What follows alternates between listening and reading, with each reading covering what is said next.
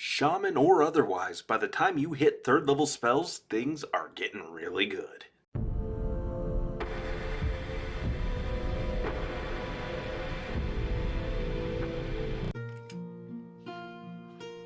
Hello there everyone, and welcome back down here to the Gamer's Den with me, your host, Jordan, your master of lore and storyteller extraordinaire.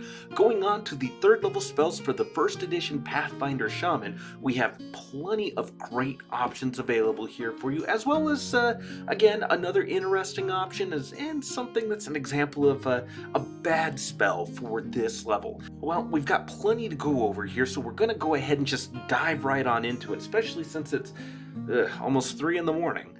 But if you're new here to the channel, go on down there, hit the subscribe button, and become a regular member here at the Gamer's Den. Or if you've already gone on ahead and listed yourself on just such an incredible roster of legendary heroes, then go on down to hit the like button and share the video far and wide.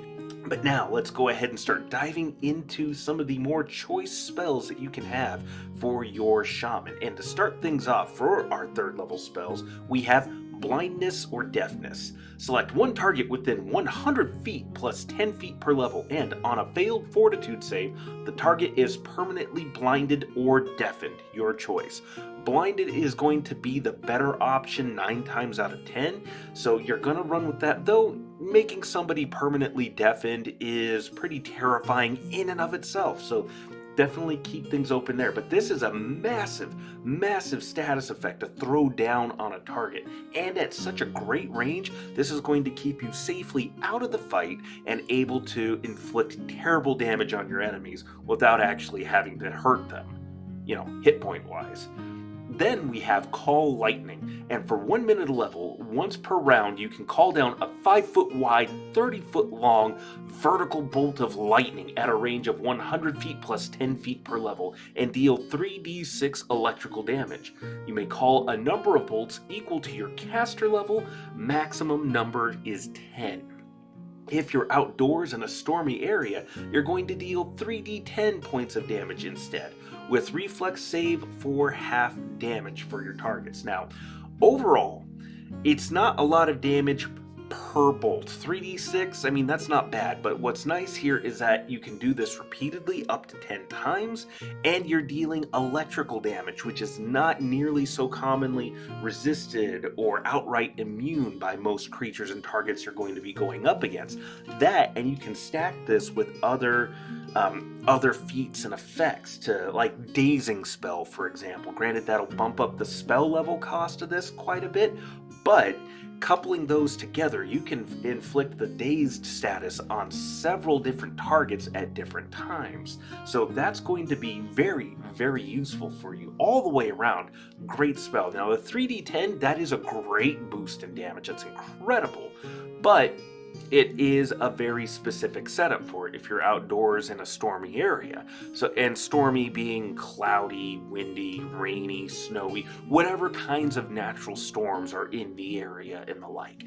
Those things will all boost the damage output, which is cool, but you may well be indoors where you can still use this spell, but it's not gaining that extra benefit. So if you're outdoors, it's all gravy from there, and it's stormy. Now, moving on from there, we have a classic that comes up for any spellcaster that has it on their list. It's Dispel Magic. Target one spellcaster, creature, or object within 100 feet plus 10 feet per level to end an ongoing spell effect, counter a spell, or suppress a magic item's abilities. You must make a Dispel check, which is 1d20 plus your caster level in order for this to work. Now, if you fall a little bit short of the mark for the highest caster level effect that's on the target, you move down to the next one. So it's not automatically a wasted spell, you're just removing the lesser effect off of your target. Then we have Bestow Curse. Touch a target creature and force a will save or be permanently afflicted with one of the following: -6 to an ability score, -4 to attack, saves, ability, and skill checks, or 50% chance for the target to take no action.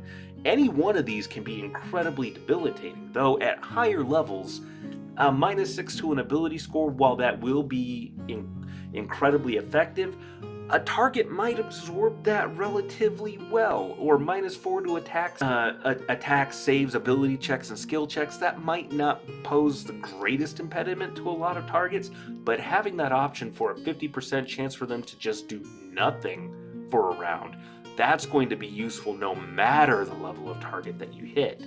But at lower levels, or for lower level creatures, lower challenge creatures, any of those other abilities are also going to be perfectly fine. Though since you're affecting one target, you're going to want to pick out your target pretty well overall.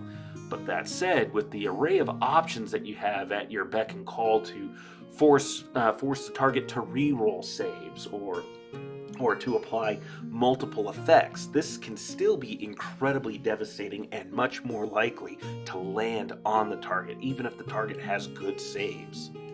Now, we go on from there to Signs of the Land.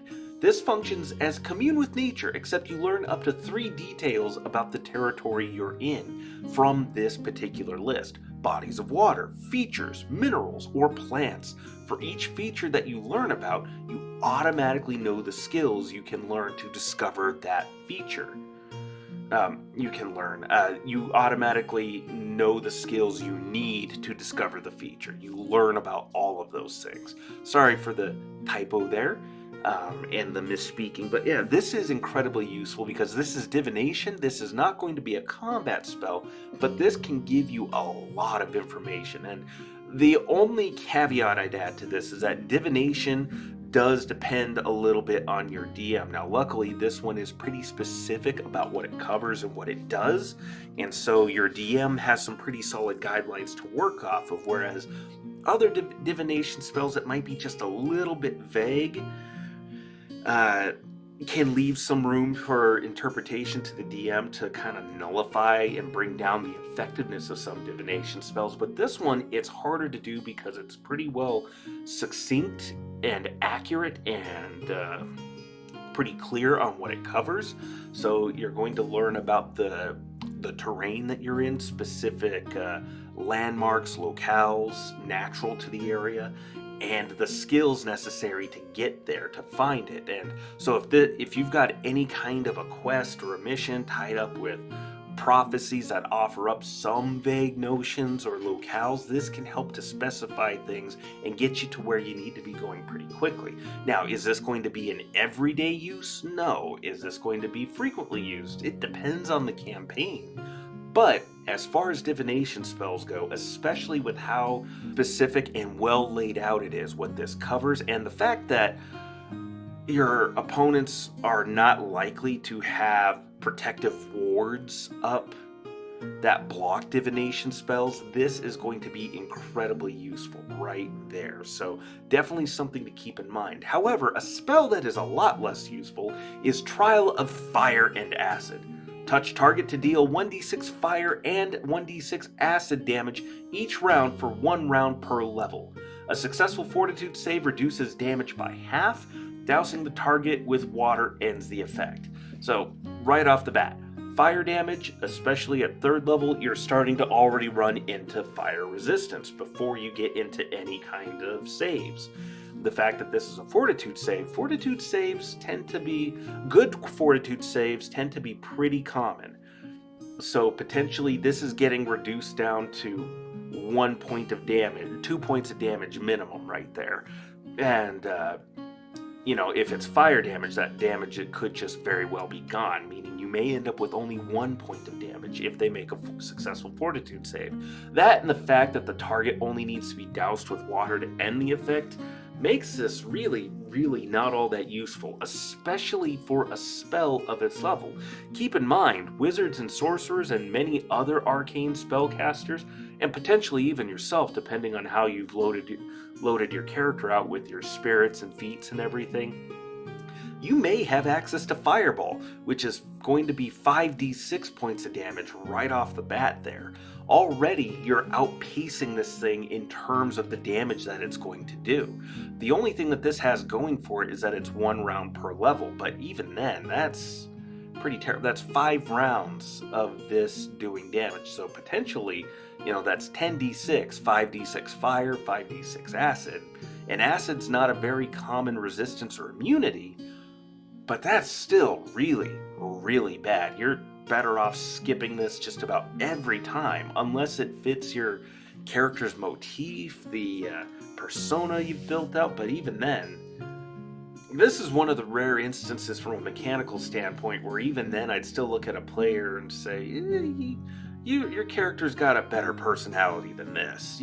They can do better. There's plenty of other better options here. Even if shamans have one of the weaker spell lists of a full spellcasting class, there's still a full spellcasting class. Come on, treat yourself a little bit better than this spell. But what do you think? Go on down to the comments below and let me know your thoughts. Did you like today's video? Did you dislike it? Certainly there are plenty of other spells like Stone Shape, Fly, Summon Nature's Ally, Stinking Cloud, Thorny Entanglement, which basically is the entanglement spell all over again, except they can make ranged thorn attacks against different targets. I mean, you've got lots of good options here. You even have lots of okay options. You have lots of solid options that are just kind of like okay, that are still better than Trial of Fire and Acid. So let me know your thoughts in the comments down below, and remember, if you're new here to the channel, go on down there, hit the subscribe button, and become a regular member here at the Gamer's Den. But with all that said, I've been your host, Jordan, your master of lore and storyteller extraordinaire. Thank you all so very much for your time, and you all have yourselves a good night.